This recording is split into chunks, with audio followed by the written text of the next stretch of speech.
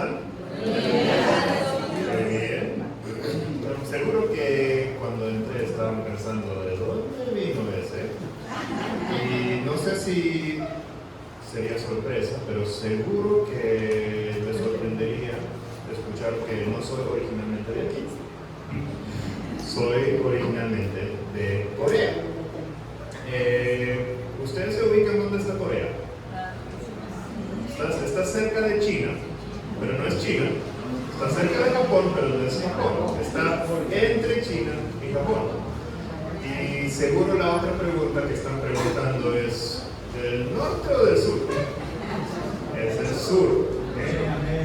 Y también Corea y Colombia tienen una linda historia, ¿no?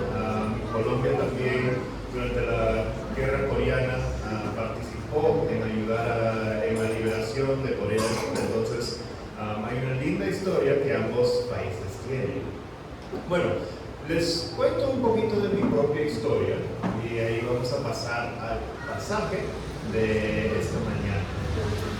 Yo nací en Corea. Mi papá y mamá son coreanos, pero ellos son misioneros. Y creo que algo que me estaban comentando, pero gracias. Gracias. Entonces, me estaban comentando que también hay un enfoque misional y hay una oportunidad de aprender un poquito este domingo, hoy, un poquito sobre misiones. Entonces, ¿cuál es mi historia misionera? Yo nací en Corea, mi papá y mamá, siendo coreanos, ya sabían que Dios nos llamó a las misiones.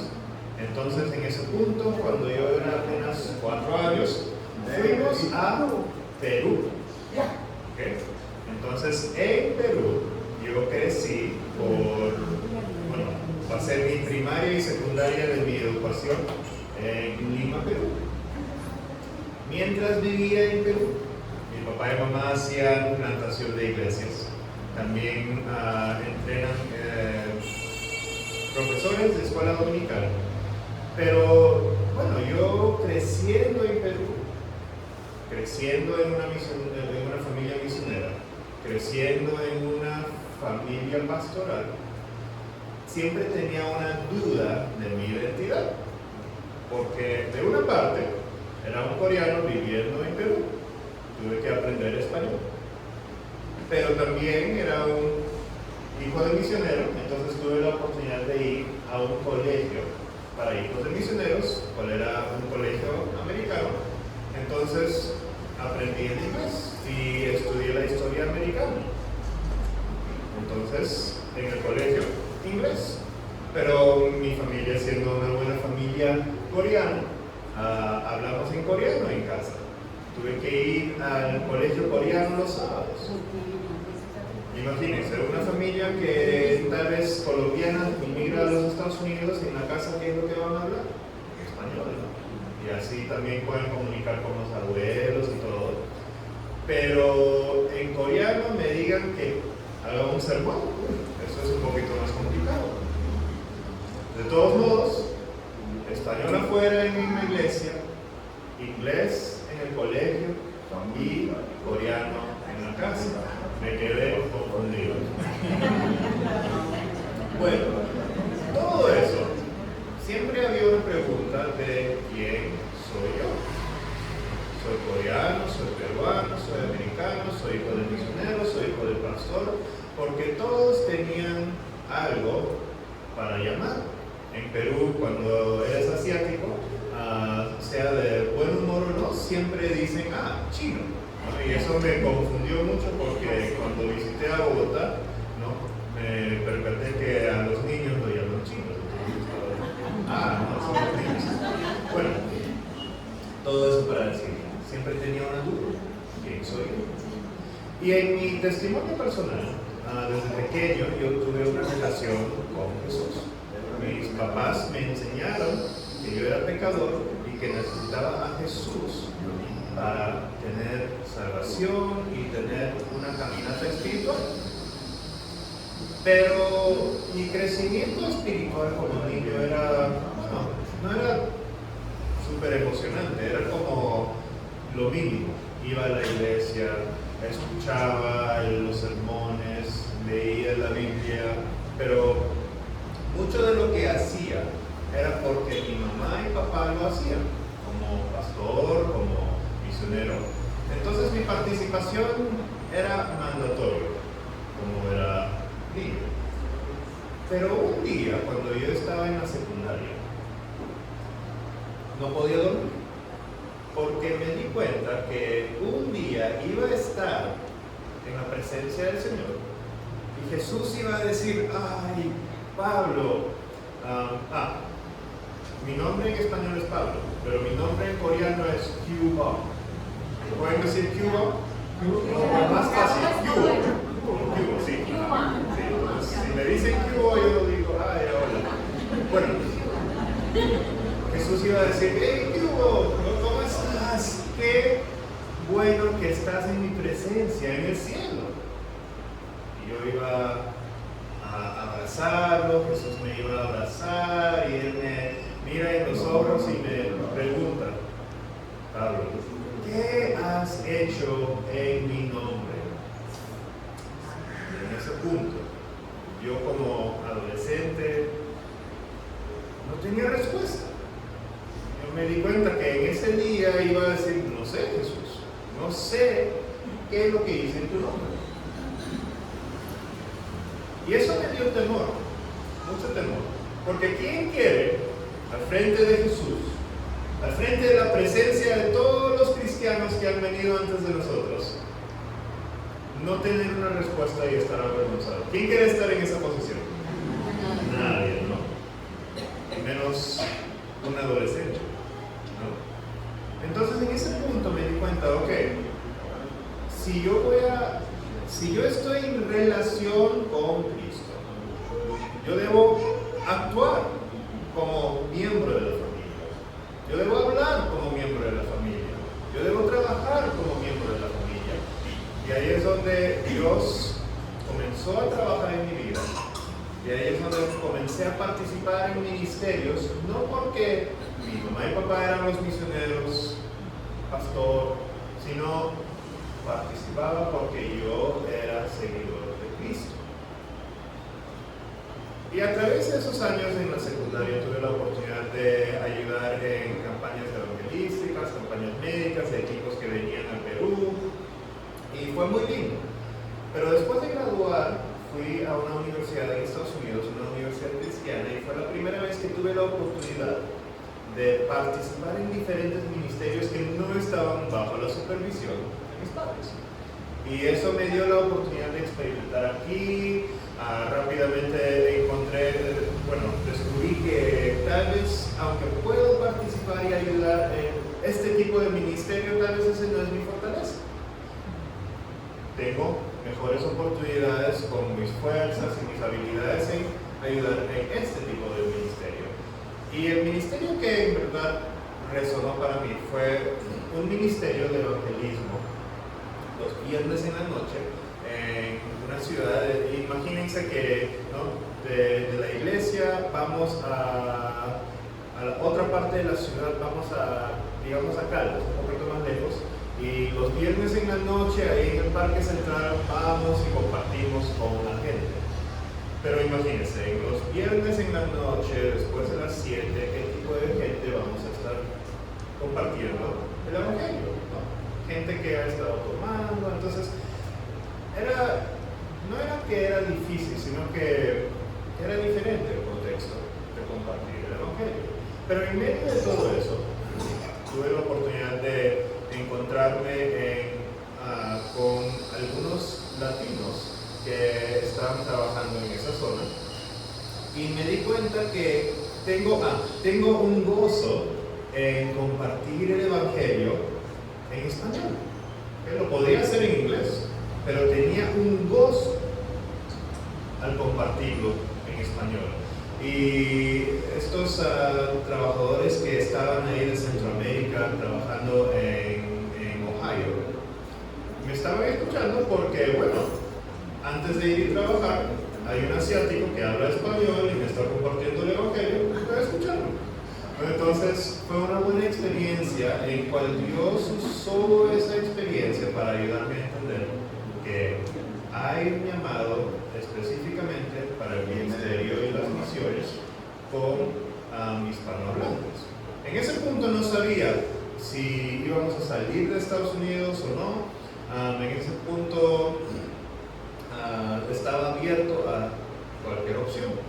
Después, en 2009, me casé, tuvimos 2 hijas y en el 2012 sentimos que, no, en el 2014 sentimos que Dios nos estaba llamando como familia a misiones.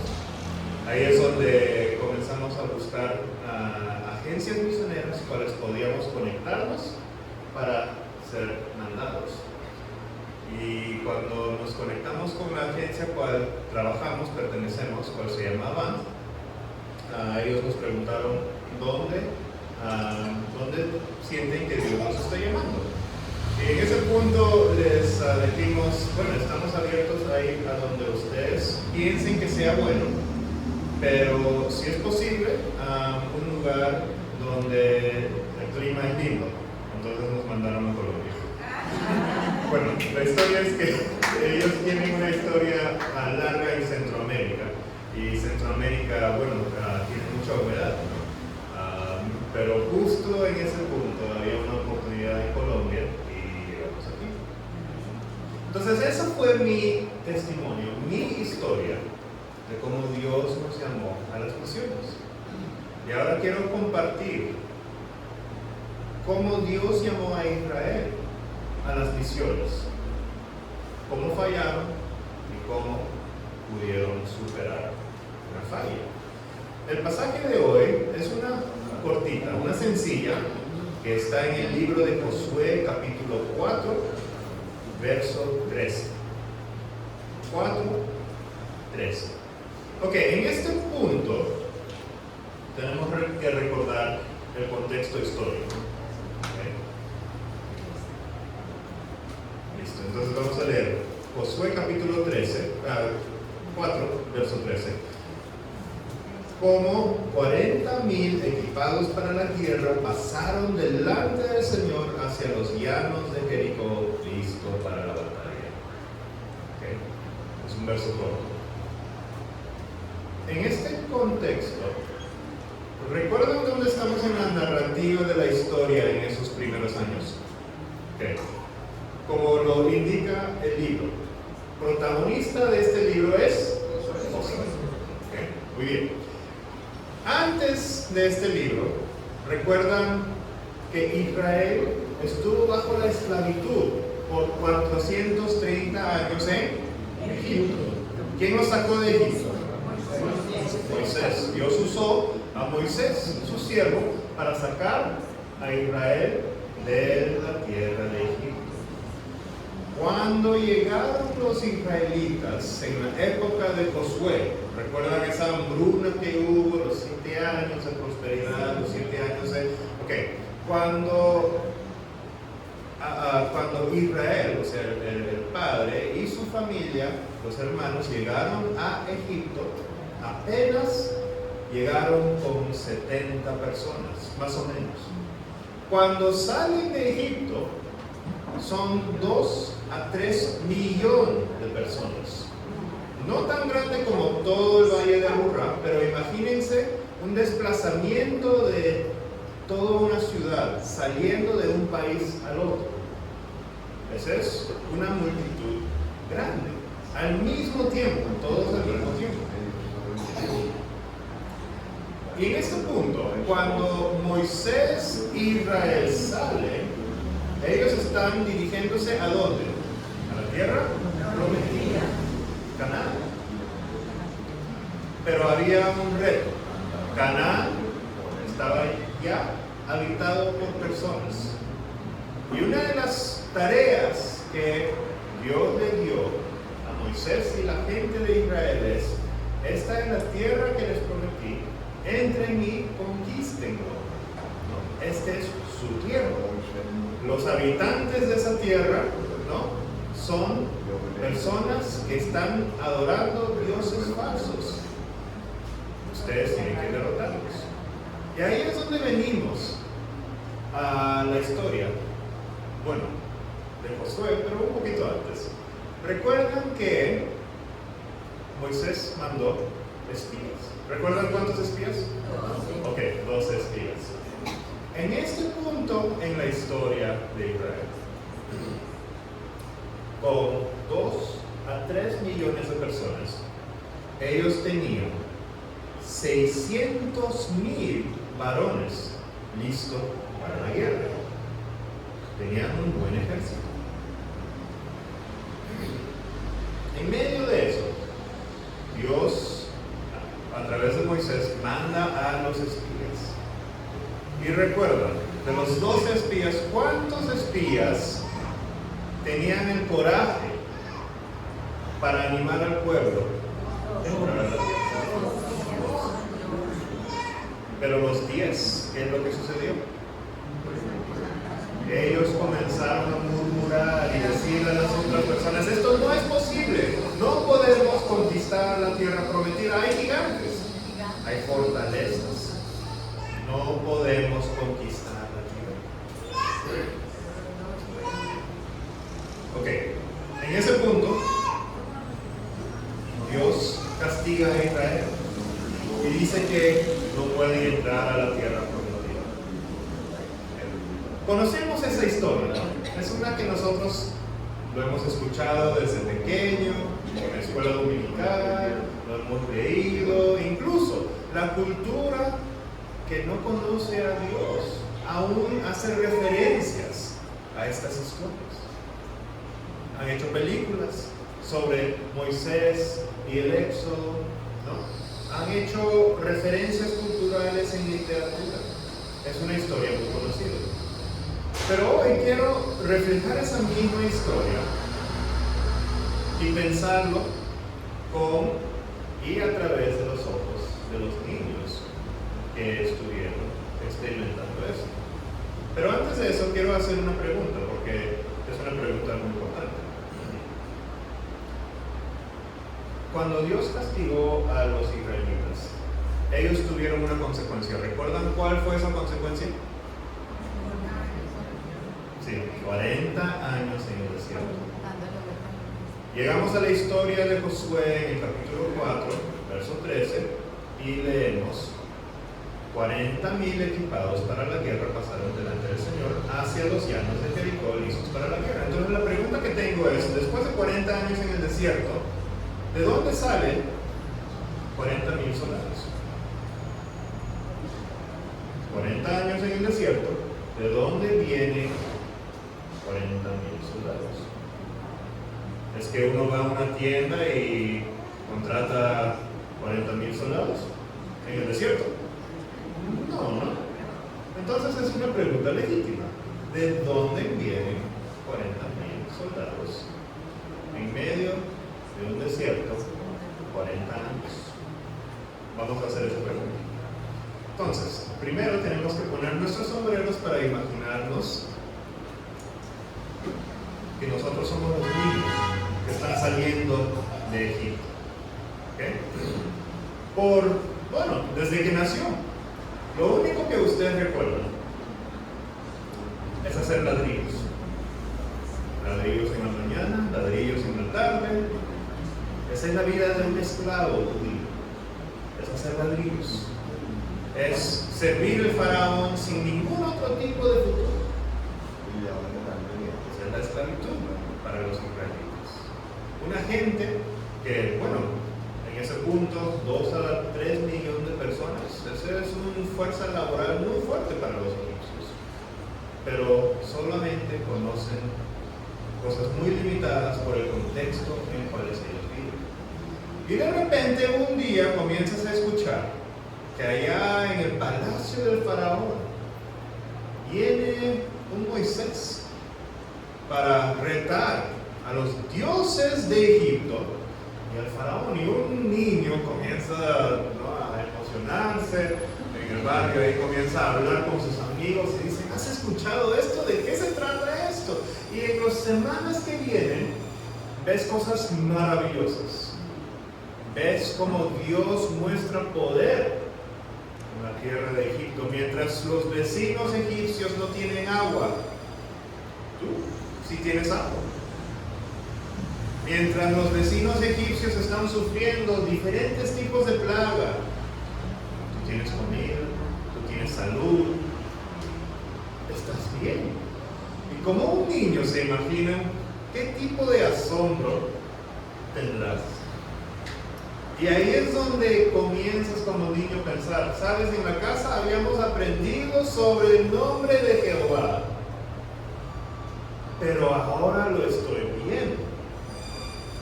Eso es impactante.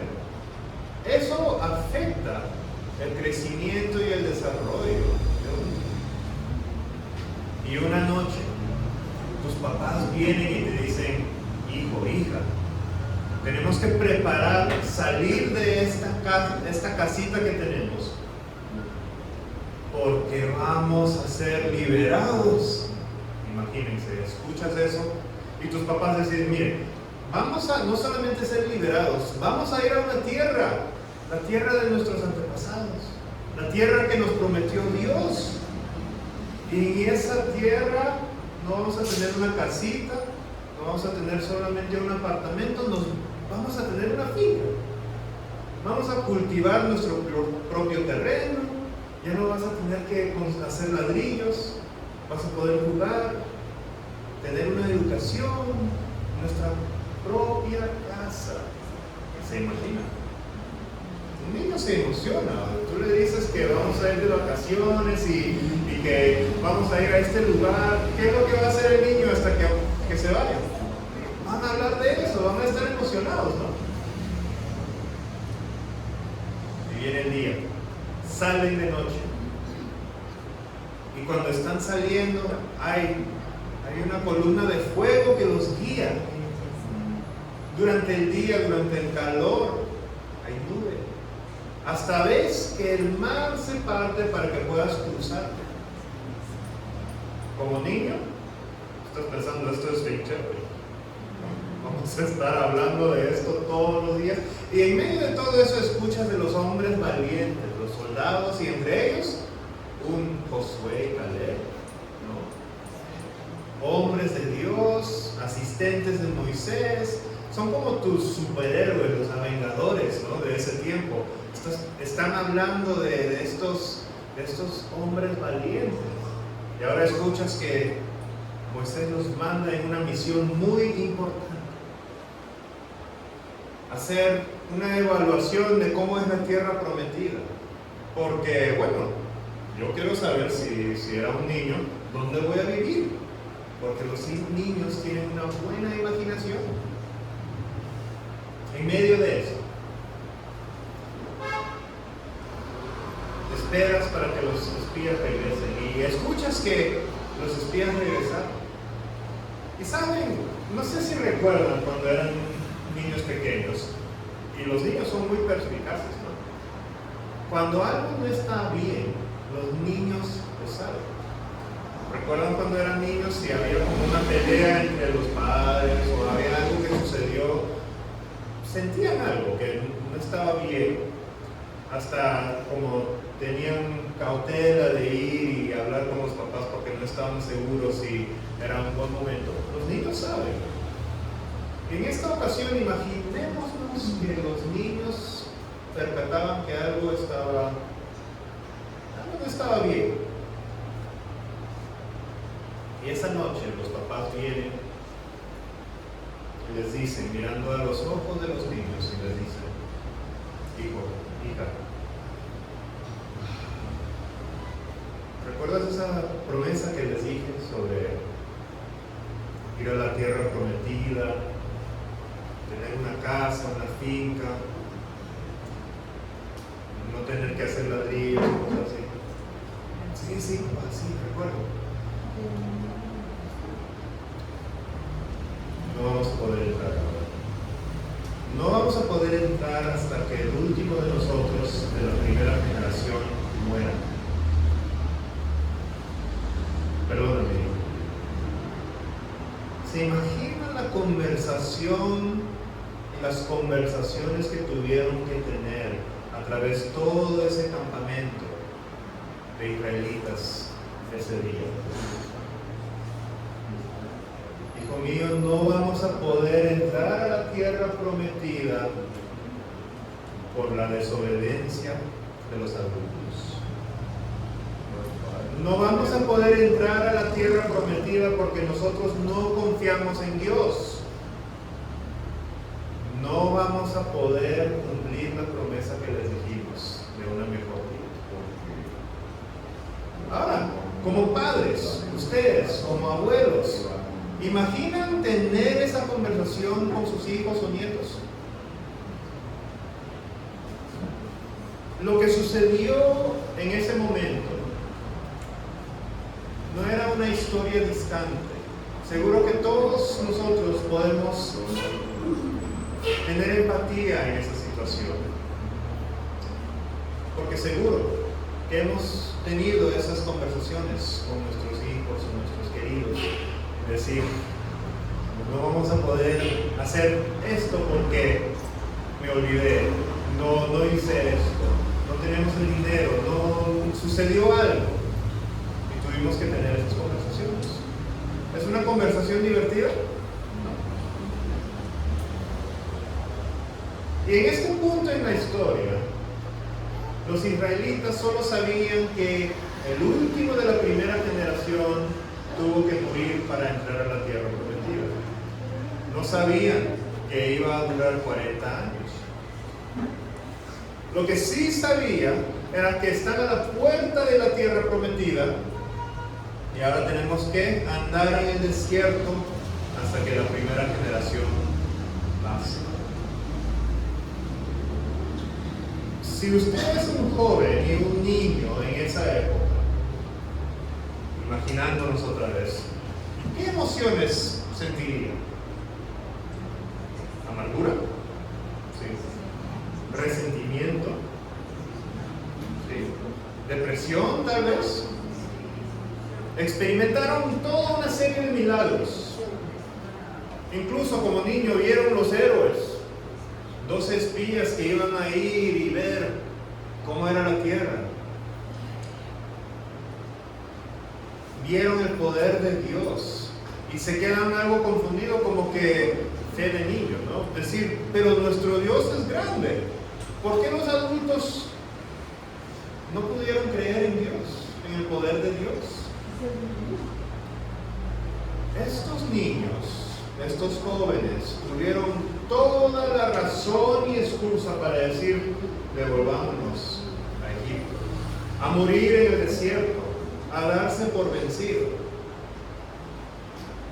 Pero ¿cómo es que llegamos a Josué, el libro de Josué, y tenemos una generación de soldados que están listos para pasar a la tierra prometida? Porque estos 40,000 equipados eran esa primera, segunda y tercera generación. Y cuando miramos la narrativa de todo Josué, vemos que esta generación era una de las generaciones más fieles y obedientes en la historia de Israel. Cuando ellos pecaron, fueron los más rápidos en arrepentirse. Cuando hubo un error, fueron los más rápidos en corregir ese error. Entonces, ¿cómo vamos de la primera generación que murmura, que peca y que no tiene fe en Cristo, en Dios, a una segunda y tercera generación que ellos son los más rápidos en obedecer a Dios? ¿Qué es lo que pasa? Ok, la Biblia no nos dice tantos detalles de qué es lo que pasó en los 40 años en el desierto. Hay algunos eventos que suceden, pero la Biblia no nos dice qué es lo que comieron, qué es lo que, bueno, sí nos dice qué es lo que comieron, pero no nos dice cómo lo cocinaron, no nos dice cómo fue la vida cotidiana de los israelitas en el desierto.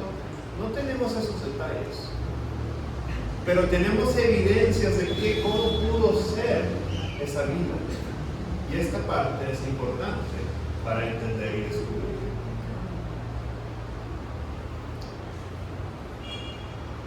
En medio de todo lo que sucede, vamos a pensar cómo se sintieron los padres ahora. Ya habíamos hablado que los padres seguro tuvieron una conversación muy difícil al decirle: hijos míos, no vamos a poder entrar a la tierra prometida. Ellos también pudieron darse por vencidos y regresar a Egipto. Pero en ese punto ellos ya tenían la ley de Dios, ¿no? Ellos ya tenían los 10 mandamientos y todas las leyes que Dios les había dado a Moisés. Me gustaría imaginar lo siguiente. Cuando los padres cometen un error, tienen normalmente dos opciones, ¿sí? Errores con sus hijos. Es darse por vencido y completamente no cuidar de su familia. O la otra opción es que los padres muchas veces hacen un esfuerzo para corregir y hacer lo que es bueno y correcto. Me gustaría pensar que en esta circunstancia, la primera generación entendió el impacto que sus acciones tuvo en la segunda y tercera generación. Ellos se dieron cuenta que a causa de nuestra falta de fe, a causa de nuestra desobediencia, nuestros hijos hemos bajado la calidad de vida para nuestros hijos. Vamos a aprender lo que es la ley de Dios y vamos a transmitir esa ley y cultura del reino a nuestros hijos. ¿Cómo tenemos toda una generación que aprende sobre Dios y lo obedece? A través de sus padres. Bueno, uno puede decir, pero Pablo, es que había Josué y Caleb. Josué y Caleb fueron hombres de Dios y seguro que ellos entrenaron a la próxima generación. Y ciertamente, seguro que ellos estuvieron involucrados en ese proceso. Pero hagamos la matemática. 2 a 3 millones de personas. Y digamos, si un tercer de esa población, ¿sí?, son niños y jóvenes, entonces digamos de los 3 millones, 1 millón. 2 personas van a lograr enseñar a 1 millón de personas, a 1 millón de niños y jóvenes. ¿Es posible? Tal vez. ¿Es realístico? No. Digamos que el pastor, esta iglesia crece y tiene 500,000 personas. ¿Sería realístico que el pastor solo enseñe a todas esas personas? Entonces tampoco es realístico que esperemos que Josué y Caleb fueron los únicos que enseñaron a la próxima generación. Entonces, ¿de dónde viene la mano de obra? Bueno, uno podría decir, sí, tal vez tuvieron otros profesores, otros... Sí, posiblemente. Pero ¿quiénes son las personas que están más invertidos en el bienestar de la próxima generación? Los padres, los abuelos, los padres, los familiares. Entonces comenzamos a tener un cuadro, una imagen de cómo pudo ser esa época, ese tiempo. Los padres, al reconocer que ellos habían fallado, en vez de darse por vencido, ellos toman la oportunidad para aprender la ley de Dios. Ojo, no lograron ser maestros de entender todos los aspectos, pero esto fue un logro. Recuerden que ellos salieron de la esclavitud, no tenían cultura como gente, pero poco a poco, a través de los 40 años, Dios ayuda para que ellos aprendan cultura, aprendan cómo ser una nación. Y los padres transmiten esa información, esa manera de vivir, esa manera de ser, para que cuando llegamos a la época de la conquista, los israelitas son una gente que conoce la ley de Dios. Y al conocer la ley de Dios, ellos actúan como israelitas y no como esclavos. Hay un concepto importante que debemos aprender de esto: el discipulado generacional. Muchas veces pensamos que el discipulado y la misión que tenemos es lateral, de un adulto a otro adulto. Y eso es bueno, es necesario. Pero como decimos aquí, hay una papaya que debemos tener en cuenta. El discipulado más fácil, más oportuno en cada uno de nuestras vidas es de padre a hijo, de abuelo, ¿no? Tenemos oportunidades donde debemos estar invertidos en compartir el Evangelio y hacer discípulos dentro de nuestra familia. ¿Cómo llegamos a tener 40,000 soldados listos para la conquista? 40 años de discipulado en el desierto.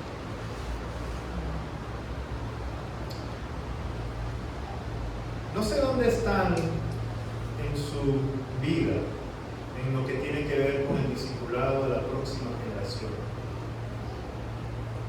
Pero no se preocupen, porque cuando miramos la historia de Israel, muchas veces vemos a la primera generación como un fracaso completo.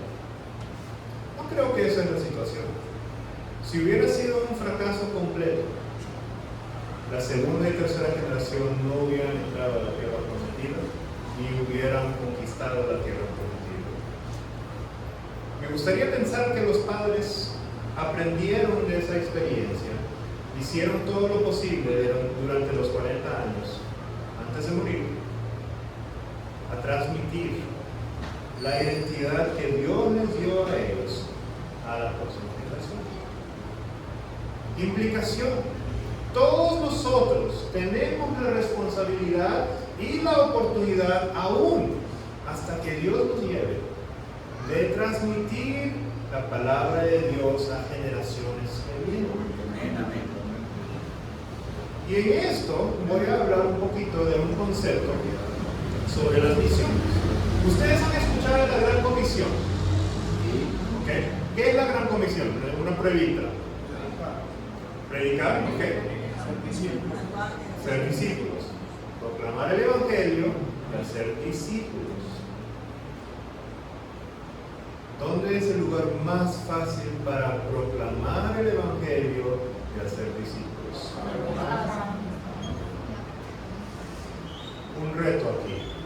Si ese es el lugar más fácil de hacerlo, pero también sabemos que la Biblia nos dice que nosotros debemos hacer discípulos en toda la tierra, en nuestro Jerusalén, nuestro Judea, Samaria y en todas las partes del mundo.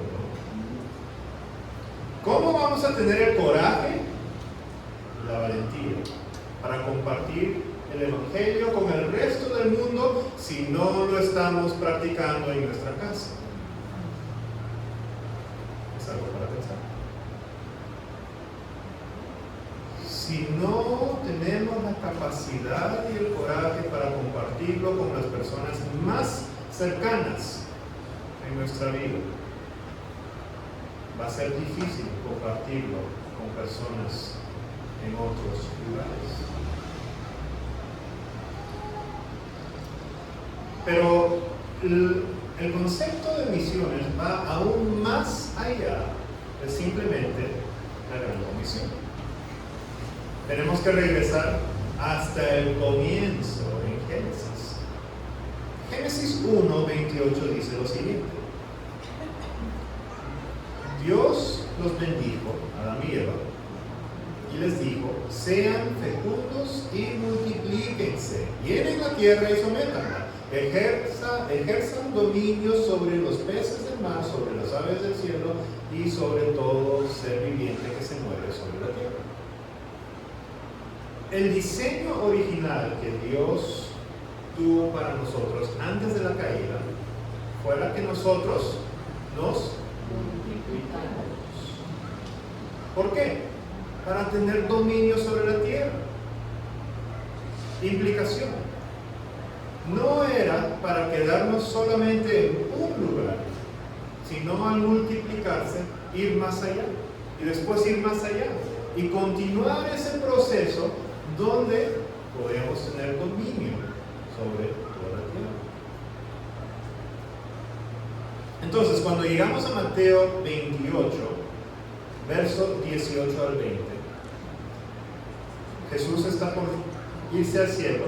Jesús le dice: toda autoridad me ha sido dada en el cielo y en la tierra.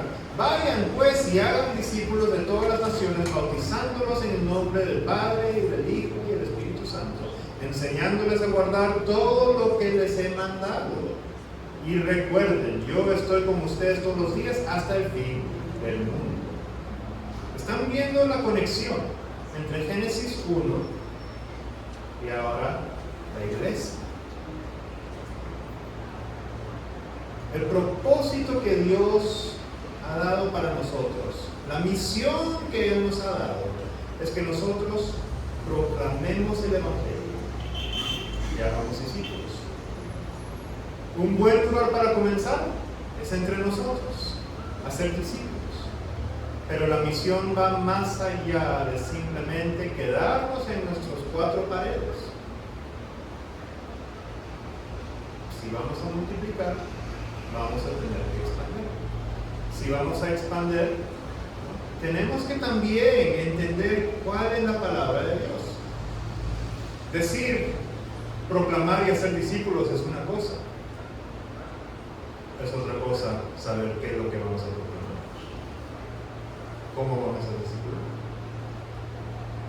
Ahora uno podría decir: bueno, es que no tengo el entrenamiento, no he ido al seminario, no tengo la capacidad de hacerlo. La última vez que leí a Mateo 28, 18 al 20, no hubo ningún tipo de descripción que Jesús les dijo a sus discípulos: vayan al seminario primero y después hagan discípulos, proclamen. No dijo calificaciones, simplemente dijo: si ustedes son seguidores míos, proclamen el Evangelio y hagan discípulos. Hay unas implicaciones básicas en esto. Uno, primero, tiene que saber cuál es el Evangelio. A lo más sencillo, nosotros como personas somos seres pecaminosos y estamos en una relación rota con Dios. Nosotros no tenemos la capacidad de tener una relación restaurada con Dios. Dios mandó a Jesús, y al poner nuestra fe en Él, podemos tener una restauración de relación con Él. No por nuestras habilidades, sino lo que Él hizo para nosotros. Él es el que nos declara que estamos bien con nosotros. Y si usted tiene esa historia personal, esa narrativa personal, eso es lo único que necesita. Es comenzar a proclamar a otra gente qué es lo que Cristo hizo para usted. Se puede comenzar con eso. Pero por supuesto es bueno prepararse también, porque tal vez cuando usted proclame el Evangelio van a haber preguntas. Ay, sí, pero no sé, por ejemplo, estoy haciendo un estudio bíblico con unos vecinos y al leer Génesis, algunos de estos vecinos dijeron: ¿sabes? Pensé hasta este punto que el trabajo era el resultado del pecado. Y lo que me comentaban era: ahora que hemos leído Génesis, me estoy dando cuenta que Dios creó el trabajo. Y el trabajo no es Varios. Vivimos en un mundo pecaminoso, pero el trabajo fue diseñado por Dios. ¡Wow! No sabía que la Biblia tenía tantas cosas que yo tenía mal entendido. O sea, al proclamar el Evangelio, lo bueno que Dios ha hecho para nosotros, la gente va a comenzar a preguntar. Y ahí es donde comenzamos el proceso de discipular. ¿Me entienden? Ahora, la pregunta que tengo, o mejor dicho, el reto que tengo para ustedes es lo siguiente. Ahora que ustedes han escuchado sobre esta historia, ¿qué es lo que están haciendo ustedes como iglesia, como adultos, para preparar la próxima generación? Para que ellos, cuando vengan y digan, siento que Dios me está llamando a ir a esta ciudad, o esta región, o a este país para compartir el Evangelio y hacer misión, ¿qué están haciendo para prepararse? Para que estén listos para mandar a esas próximas generaciones a las misiones. Tienen 25 a 30 años para preparar.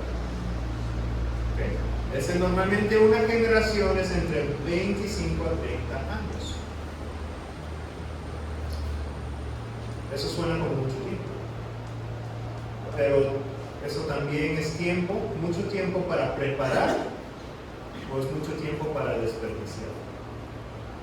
Entonces el reto que tengo para ustedes, habiendo escuchado cómo se comportó la primera generación, cómo se comportó la segunda generación, las oportunidades que tienen, las oportunidades que desperdiciaron esa generación,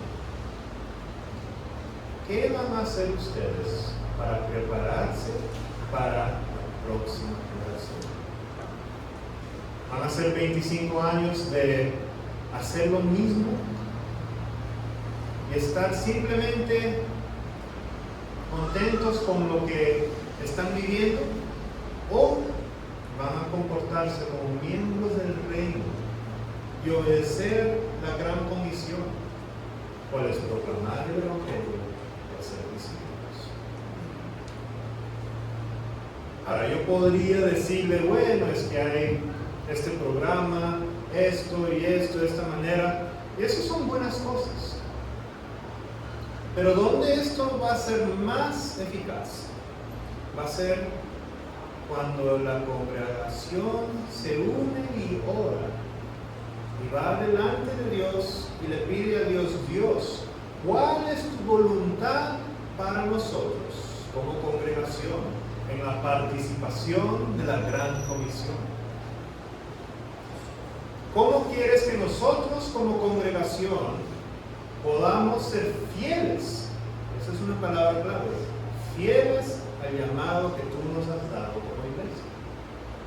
Porque toda iglesia, toda congregación tiene un diferente perfil.